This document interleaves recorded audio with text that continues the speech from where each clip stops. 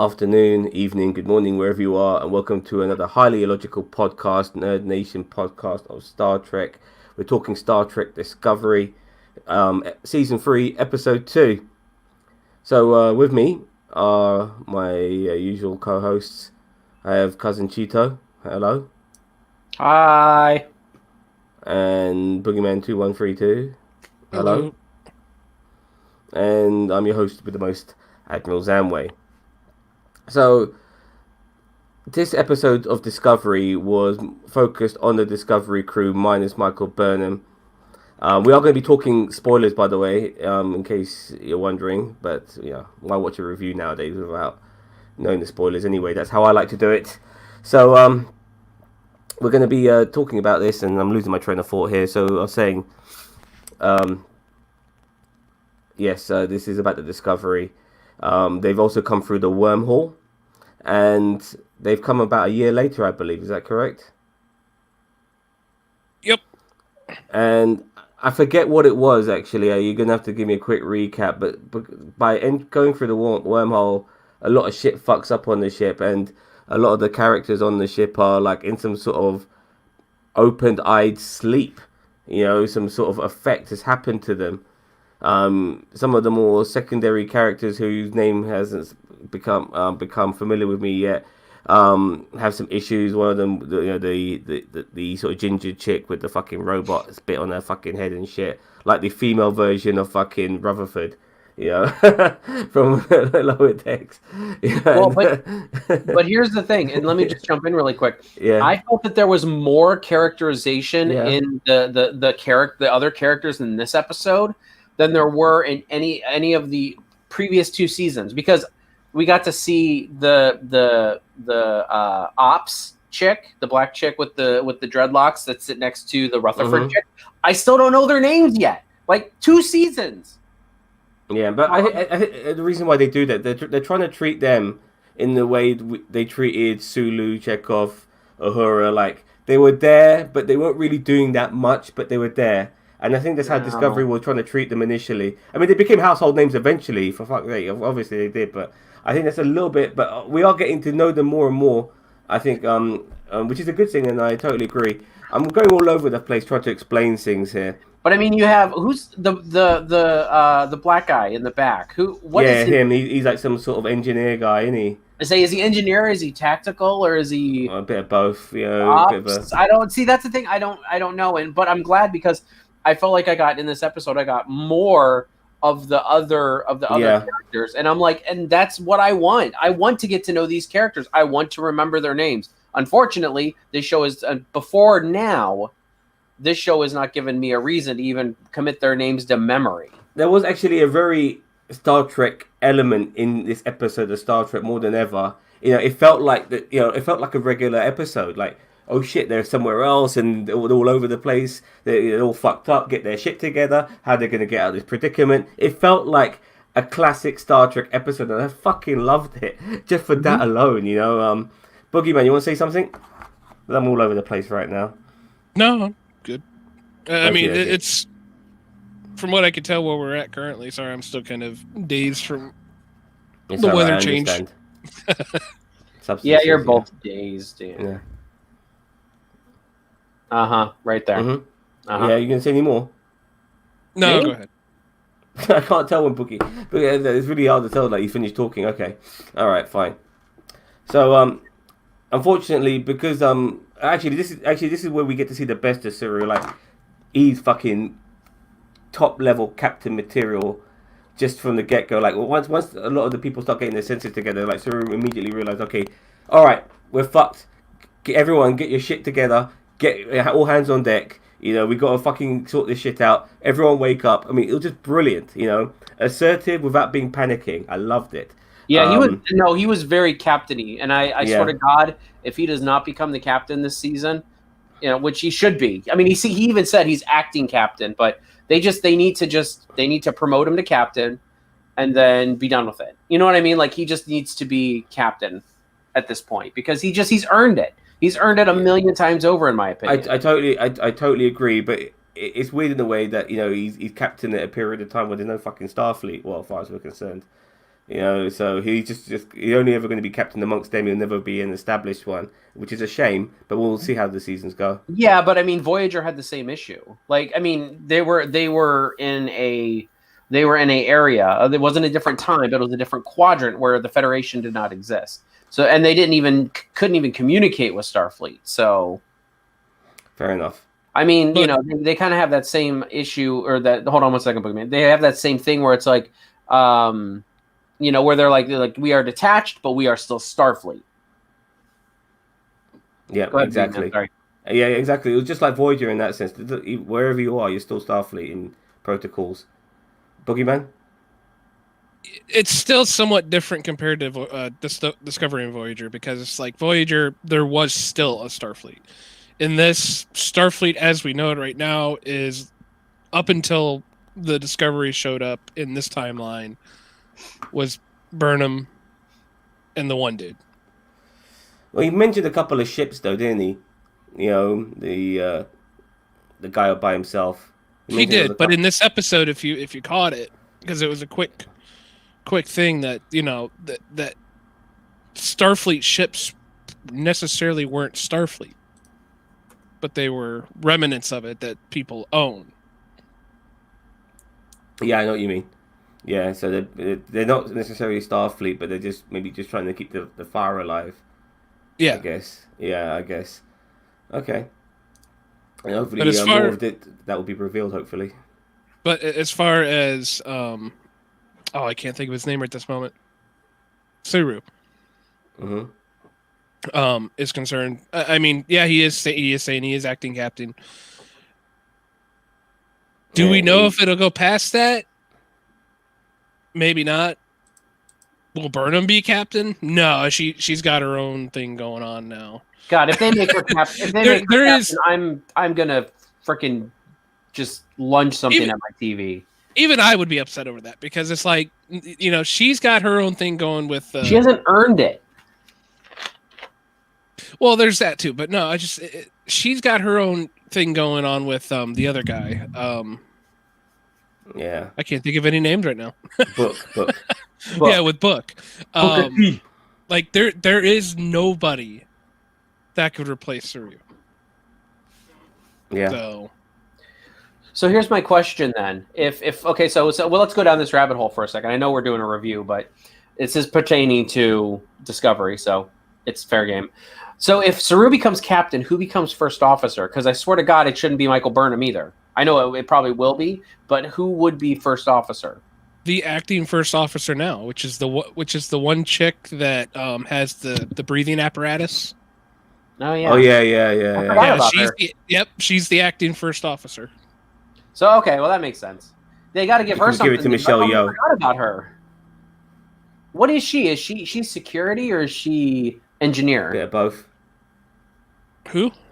Breathing apparatus lady. Security. I think tactical. I believe she's tactical. Okay. She seemed kind of tactical, but she's got security in her though. I think she can do the security too if need be. If you know what I mean. Well, that's tactical. They need to get rid of those uniforms. I hate those uniforms. I'm about done with those stupid uniforms. Well, I have a feeling we'll see a change here in the next episode or two. Well, anyway, the ship crashes because it's so fucked up from going through the wormhole. It crashes and it also lands on Iceland. Funny enough, what's the chances of that? You know, and it's almost like you're filming. And they realized that, you know, like this is what I liked about this episode, which made you remember this is what Star Trek's about. The protocols, you know, the first contact shit and all of that bollocks.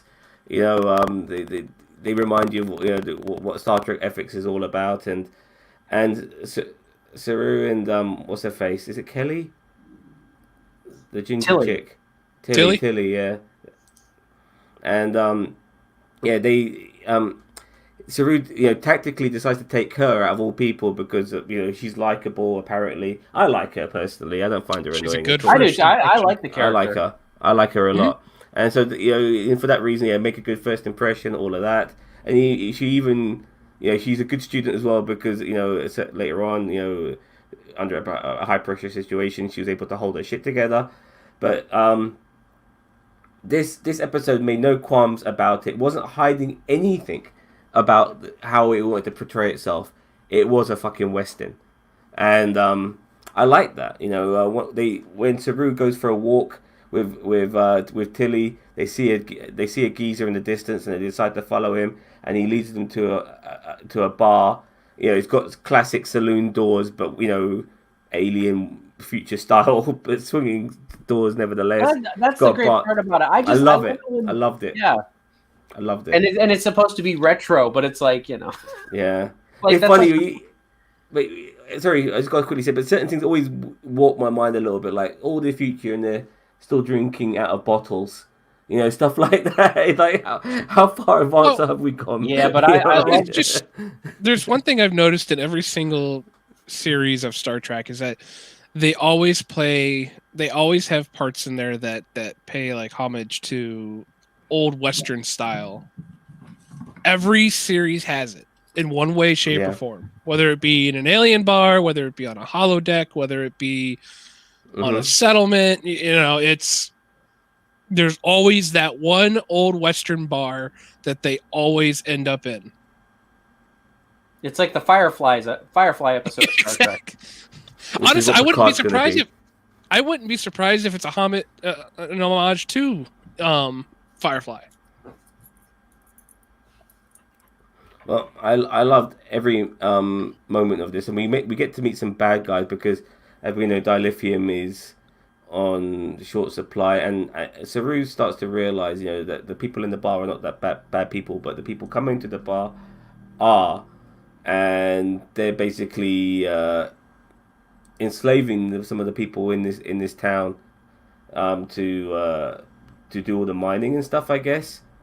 And no, go on, correct me. So it's another one of the couriers from the Orion Syndicate, or whatever they call themselves in this. But he had come in and I wouldn't say made them slaves, but he definitely made them.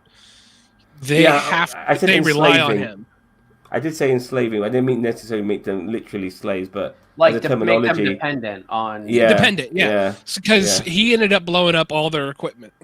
Yeah, he blew up all their equipment, and you know, being the that actor, by the way, the long-haired, silver-haired guy reminds me of Al Pacino. No, but where have I seen him before? Because there was something very familiar about him. I'm not sure with you guys. An Al Pacino lookalike contest? He looked like the actor from Stargate Universe, the scientist. That's who he reminded me of. Because at first I thought it was him. It could have been him, actually. It's not. Been a great it's not. I looked it up. It was a great acting job, but he looks like somebody who might have been around as a brat packer during that period. Not necessarily a familiar one, but during the period of, like, you know, when people like Demi Moore and Charlie Sheen and all those guys were young, Judge Nelson, you know, I think he was like doing shit then as a teenage actor. That's what I think of him when I see him. But he was a decent bad guy. He comes in and he fucks over a few of the locals. You know, he's very interested in Saru. He's very interested in Tilly and what they have and who they are and their dilithium and stuff. And everyone in that, you know, they all look like they're in deep shit. But then somebody comes to the rescue. What race were they? Who? They look like humans. No, I'm talking about the race at the bar. Okay. I'm not sure if they were the same race. They were the same alien, just different colors, I guess. So, yeah. They were the same race. Tell. I don't know what race, though. Yeah, I mean, they kind of had a little bit of Cardassian look to them, but I know they didn't have the pronounced bone ridges on their face. But I don't know if it's like aesthetics, evolution. I mean, it has been 900 years. Well, 800 years since Next Gen. So, I mean... Well, the black guy, the bad guy who was black, he had red eyes. So, they are he was a different type of alien, too. Coramites? Corydonites. Corydonite. Okay, maybe it's a new race. I don't know. They were originally... Okay, so hold on. I'll read this while you guys keep going. Well, I mean, I kind of do want to see more, you know, more classic Trek races right now, because it's like, you know, they're in... I mean, there's so many alien races that are one and done. You know, what I mean, so many in Star Trek. You know, well, that's it's why I just hope the one. Andorians and the Orion thing doesn't become a one-off. Like, I want to see more of what happened to the races after. Like, that's why I want to see what happened to the Vulcans. Yeah, well, Like, we're only in a second episode, mate. You know, we I ain't got time. know, but I'm just Yeah. hoping. Like, I mean, are the Vulcans extinct because they were, they stayed around until the Federation burned I'm to sure the the ground? I'm sure the Andorians and the Orions will have their part to play. They were quite prominently mentioned in the first episode, so and we saw them quite. You know, we saw them as well. So I'm sure we're not done with them by a long shot. No, But I kind of want to see Telluride. Well, we've seen those races on there, but it's almost Before I get back to the episode, so far it started to feel a bit like Mad Max in space, a little bit, where instead of fuel, it's fucking dilithium. It's getting that vibe now, if you think about it. So well, why are they so harped on dilithium? Because the burn was because just all the dilithium in the galaxy went critical and destabilized. So it's like, why would people want to put that stuff in their ships? Because Book mentioned something about trilithium, and which I think was synthetic dilithium. I don't remember. That's a Voyager thing, and that's probably my least watched show. There was trilithium. He had a slip drive. I mean, like, why are we still using dilithium? I don't think he had a slip drive. I think during that episode he was only naming out like the different types of propulsion. Maybe. I thought he mentioned about no trilithium, no something for slip drive. So I mean, you might be right. I don't remember. Well, trilithium is made from dilithium. Oh, is it? Yeah. I thought So it was synthetic dilithium, it is, but it's made from. So you have to have dilithium to make trilithium. To make trilithium, correct? Okay. And okay, well, they're probably they're probably still dependent on dilithium, even though that it's in such minute amounts now compared to what it used to be. But there's probably just no other means of propulsion really, or a faster of light propulsion, because which is funny because they know that they know that Borg have transwarp conduits, so you figure somebody would have tried to figure that out. But you have to harness basically the power of a sun in order to use the transwarp. Yeah, but I mean, it's been 900. Like, it's been, well, I guess it's only been like 150 years. But I mean, you figure that they would have started working like after the whole dilithium thing happened. They might have somebody, because I mean, think about it. It's like space travel. It's like, right now, it's like you hold the keys to the gate, you can make a profit. So you figure somebody would invent jump gates, to harness the power for, the transwarp jump gates. But so far, we've only dealt with, I guess you can say, the scourge of the galaxy so far. Yeah, but that was we haven't seen a major. But it's like we haven't actually seen any major powers in this future yet. Well, I feel like the Orions and the Andorian Syndicate are pretty. They may be powerful, but they're not. They're not. Well, certain sectors haven't been. Are no longer they're able to travel to, and at the same time, there's a lot of cowboys now in this new world by the looks of things, small factions. Yeah, but it's like we haven't seen the Klingons, we haven't seen Maybe they can't any Romulans, we haven't seen Cardassians, we haven't seen, any of the major superpowers. We saw one Cardassian. There's a Cardassian. There was a Cardassian. I'm talking the empires, not so much individual. Yeah. So, I mean, it's yet to be seen, like, if dilithium is just this rare for the factions, or if it's this rare for everything. Because you would think, like, Cardassians, Klingons, and all that would have some kind of stockpile. Well, the Klingons would probably go back to their raiding roots, where they would just raid and pillage, because, I mean, classic Klingons were raiders. Like, they would take what they wanted, and I mean, they were pirates. They just had an honor code. Okay, well, let's get back to this episode. Sorry. No, go ahead. Let's just get backtrack on this particular episode. Giorgio, aka Michelle Yeoh, she's like unnecessary evil for the crew of Discovery because she comes in handy. When we first saw her in this episode, she's got the Leyland's bits and pieces on her boots. I love that scene. She was it's not Star Trekky at all, but I loved it. She was an absolute badass in this episode. Yeah, like she was. Normally she has the you know, I'm a bad person vibe, but like this time, like she is just an absolute badass and really came through for the Discovery. You can crew. tell you can tell Michelle Yeoh is having the time of her life because I've watched this lady for many years. She's been in James, she's been a Bond girl. She's Crouching Tiger, Hidden Dragon, and various other martial arts films. But she's always played like a decent person, and to see her play this sort of character, is brilliant. I love every minute of it. And she came into that bar when everyone was going through a lot of shit because my man with the long hair earlier killed one of the bar patrons with his gun, and it was a horrific death. And I thought this guy might be one of the sort of like guest characters of the series, but no, he's instantly dead. And then Michelle Yeoh comes in. It kills him slowly. Like, yeah, it does. He didn't die right away. Like, Sorry, I apologize. Maybe I wrong use of words, but he did die eventually. Eventually, and then Michelle Yeoh comes in, and she's kind of like almost kind of listening to Saru and obeying orders, but you can tell she doesn't want to. And I think Saru eventually gives her like the eye nod. Yeah, with the eyebrows and shit. I think she got caught on purpose too because she wanted to. She wanted to kick some ass, man. She likes hurting people. She gets off on that. You know she's like, I feel like she would have gotten caught if she didn't want to be. Like, she's the Agent May of this team. So yeah, she definitely has that vibe.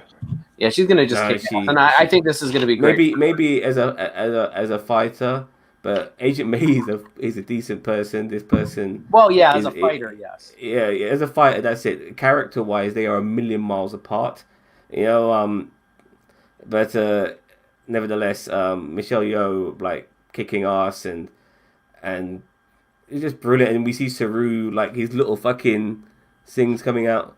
Wagyu, one of the best episodes, I think. I still had lots of issues with it, but maybe for the first time. The ship extras and some time to just chat and such. Yeah, it was one of the best episodes, but it felt like a classic Star Trek episode of the whole ship having to come together and dealing with a scenario and trying to get themselves out of it, which is classic Star Trek, mate.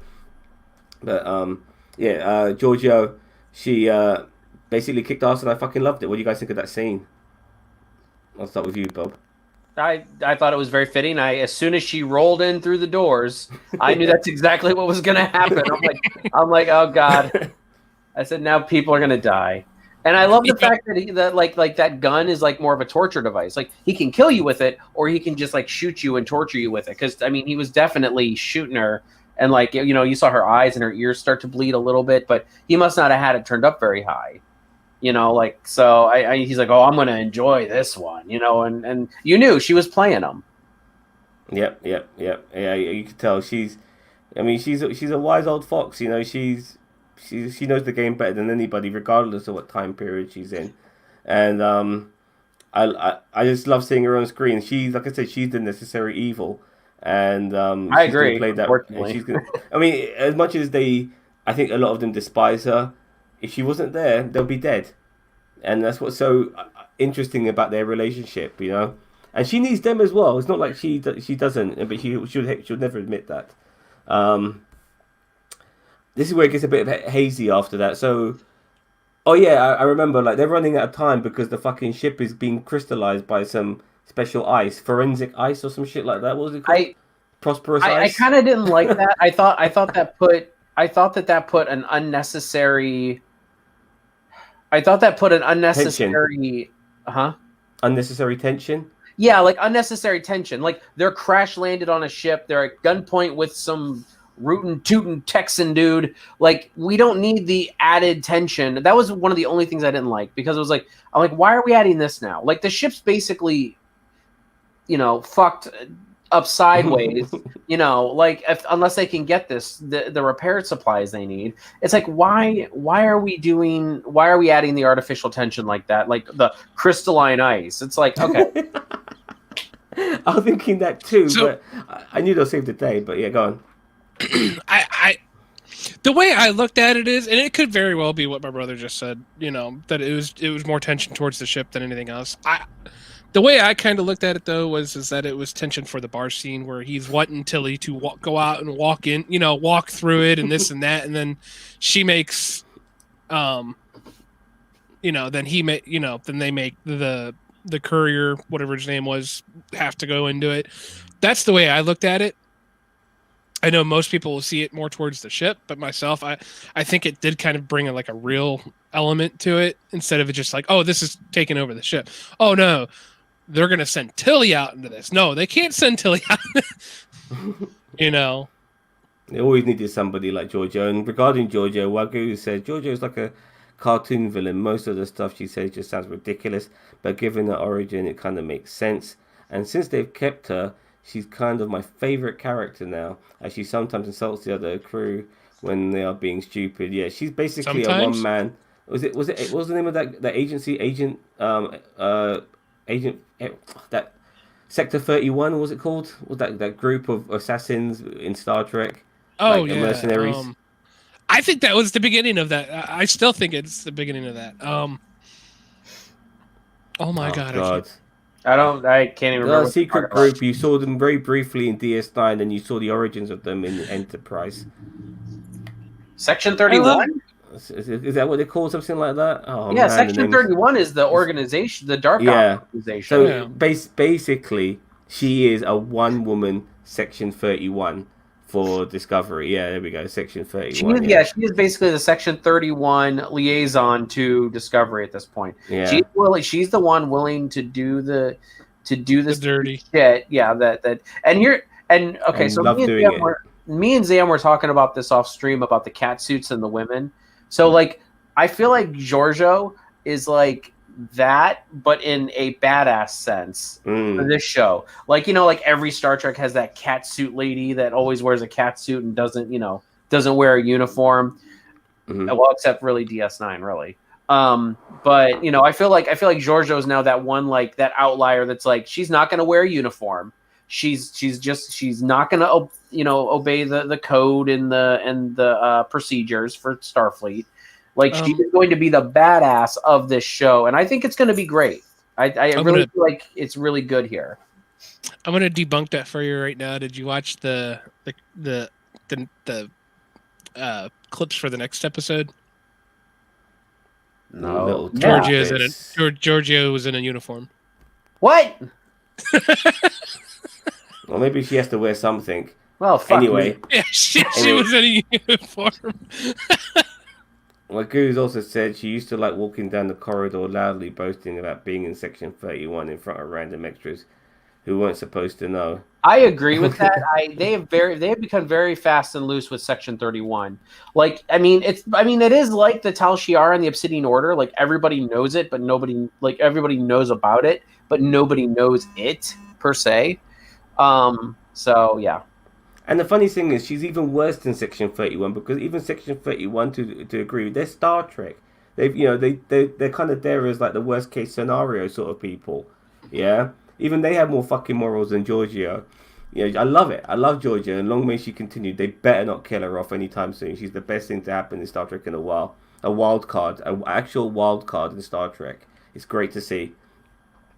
So they realize, and this is the funny thing. The whole time I was thinking, shit, they've got they've got what they need now. They've replaced that broken conduit, but they're fucking miles away from the ship. How are they gonna get back? And stupidly, I forgot because the bartender, who's become friends with the Star Trek crew, gives them a fucking portable transporter, and he says to them, "Welcome to the future." So boom, instantly they're back in the ship, and I loved it. Yeah. I loved it. It was brilliant. I totally forgot. How could I forget? You know what I mean? It was brilliant. But we're not used to portable transporters. Well, not that used to it. So, this is going to just make things so easy now. Plot devices and stuff like that need to be here, there, everywhere. Portable transporter. I could be fucking anywhere. You know what I mean? Portable transporter. So when people say, "Oh, how did he get there in 5 seconds?" Portable fucking transporter. She looked like she was pondering how Linus, that big-eyed sneezing alien, tasted like. Yeah, Good. I'm glad you mentioned that, Worku. I forgot about about that. I totally forgot about. Yeah, she wanted. Like, yeah, want some fish and chips, baby. You know, she wanted to eat that guy. She loves fucking eating species. Intelligent species. It's crazy.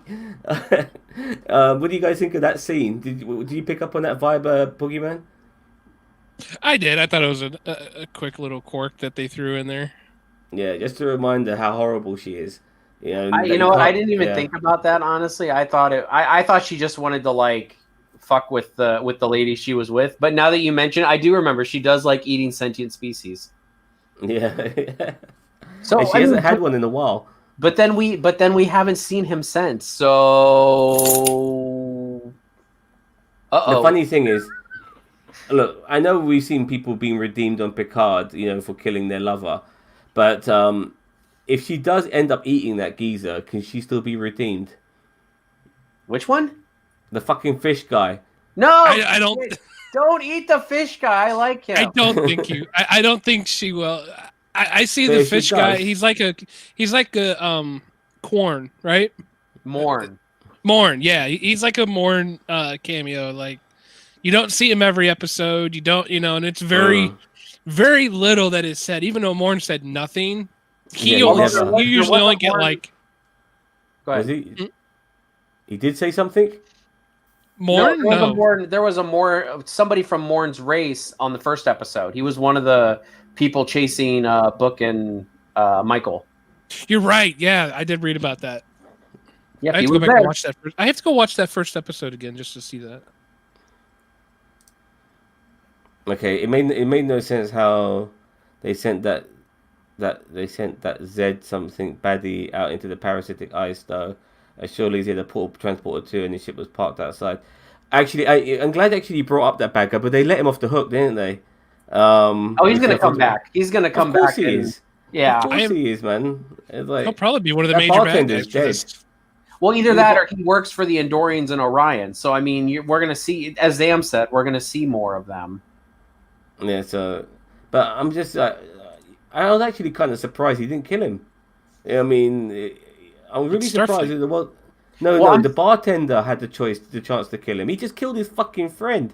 Admiration of Starfleet. I feel like that bartender should have gone with them and joined. So I feel like that would have been a family, didn't he? He had a family and all that shit, though. He should have brought him with him. Well, no, because remember the Discovery is going to give them dilithium, even though we didn't see it. Well, and he gave him his ship, didn't he? He just gave him the transporter. No. I thought they gave the bartender alien.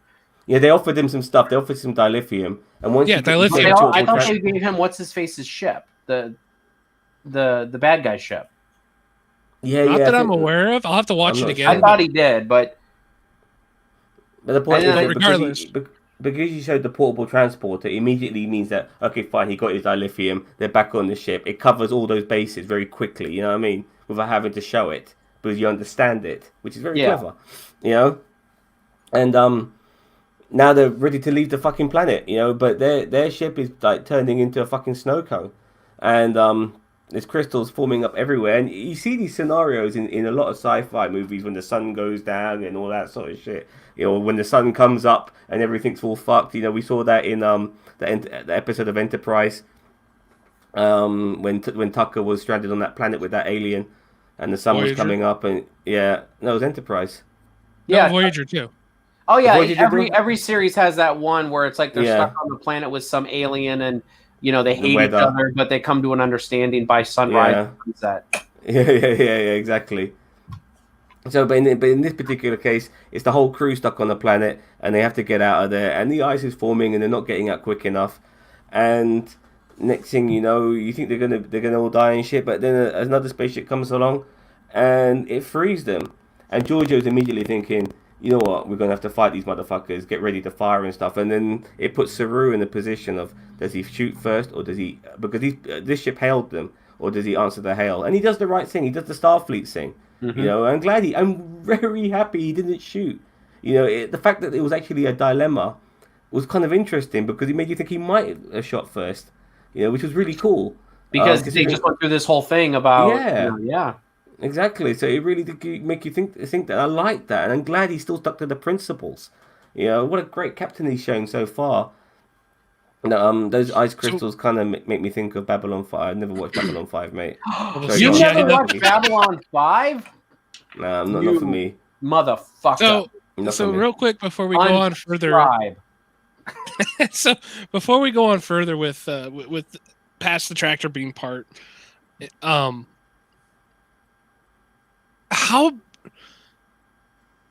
big is the ship that is tractoring them? I didn't see it. Did you guys see it? We never saw that, but it's future in it, so anyways, go on to the next part, and then I'll bring up my next point to this. Okay, well, we get a light in the sky. That's a trope that's been used in many ways, and it frees them. And then obviously Saru has the predicament, and he does the Starfleet thing, and he answers the hail, and then boom, we see Michael Burnham, and her hair's grown really quick for fucking 1 year because she's been around for a year, and they're all happy to see each other. And I gotta say, seeing her, even though I don't mind Michael Burnham so much, this was one of the best episodes of Star Trek Discovery, and it had no Michael Burnham in it. I want more episodes with no Michael Burnham. I mean, and I have to admit, even last episode with only focused on Michael Burnham was okay. Like but I felt this episode was better than the first one. Honestly. Yeah, but this is a classic Star Trek episode. This is everything about this episode about keeping to your morals, and we've even though these people are going to kill us, we've overpowered them now. We don't have to kill them. This is all Star Trek. All of these things. Doing trades and bartering and meeting civilizations. This is so, and obviously getting out of a predicament. Oh man, this is the most Star Trek episode of Discovery in a long time. Okay. Maybe, yeah. Go on. So all right, so Wagyu kind of beat me to the punch here. So, we saw Book's ship in episode 1. It was not too much bigger than a shuttle, whereas you have the Discovery, which is as big as the flippin' Enterprise, or bigger. I think it's longer, but it's definitely not taller. Like it's still this like same. I would say the same class of ship. So now here's my question. So I cannot wait for the next episode just for the pure fact of I want to see what ship did Book and Brenham get. I want to see what size ship they got. Because it's obviously not the one that Book originally had in episode 1. I actually didn't see.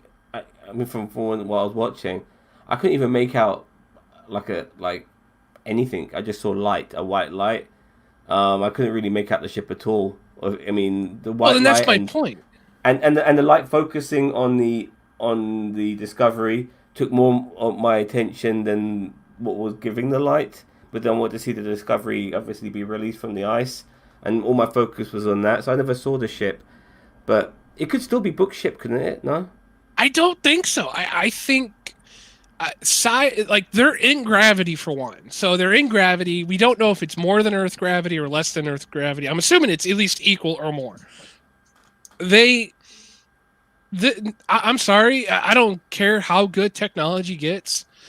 The size of Book's ship, which could have fit in the flipping shuttle bay of the Discovery, there's no way in the Star Trek universe that Book's ship would be able to pull the Discovery out of the ice like it did, like it was nothing.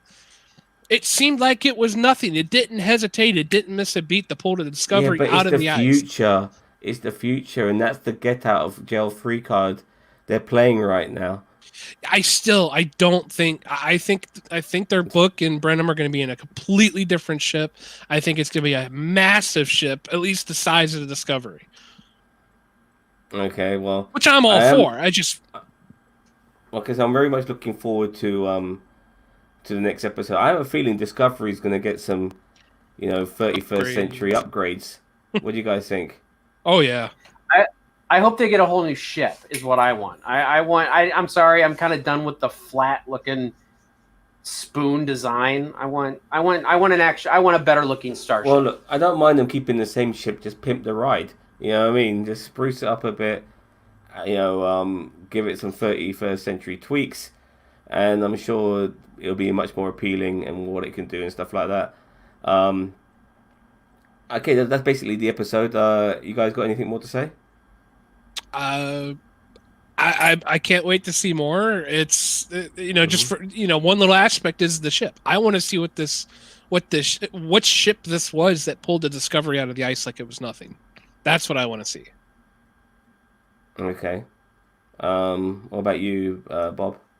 The best episode of Discovery yet, and Michael Burnham was barely in it, so. Yeah, it's weird, isn't it? Like I said, if they just keep maybe following, if they got to see the formulas that work.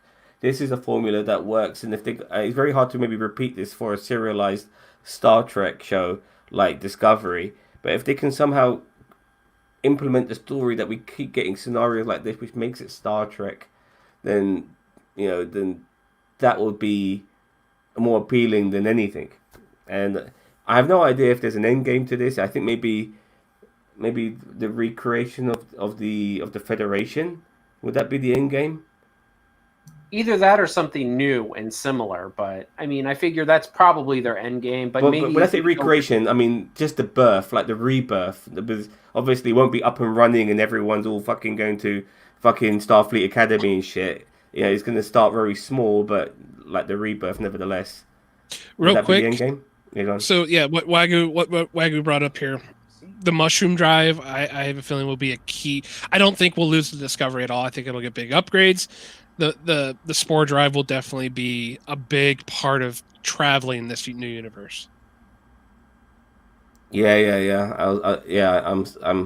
I really hope not. I mean, I get where you're coming from, but I really hope the spore drive is not a big thing, because the reason why it was an issue, like the reason why it was an issue in the first season, was because it was overused and it was hurting the mycelial plane, or whatever that stupid thing was called. The astral plane. I don't know.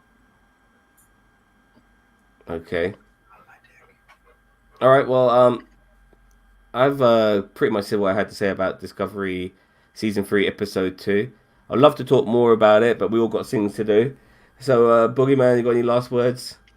One more thing that we didn't point out is how adamant Giorgio was about getting in contact with Brennan.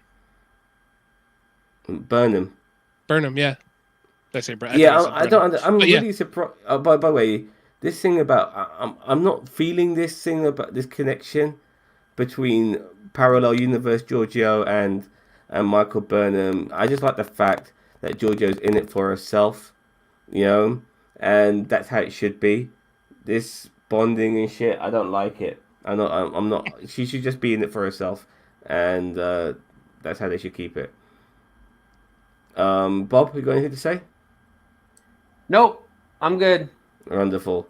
All right then. Well, this has been another highly illogical podcast. We will be back next week talking about episode 3. I cannot wait. I know Boogeyman can't wait. We both love this show more than life itself.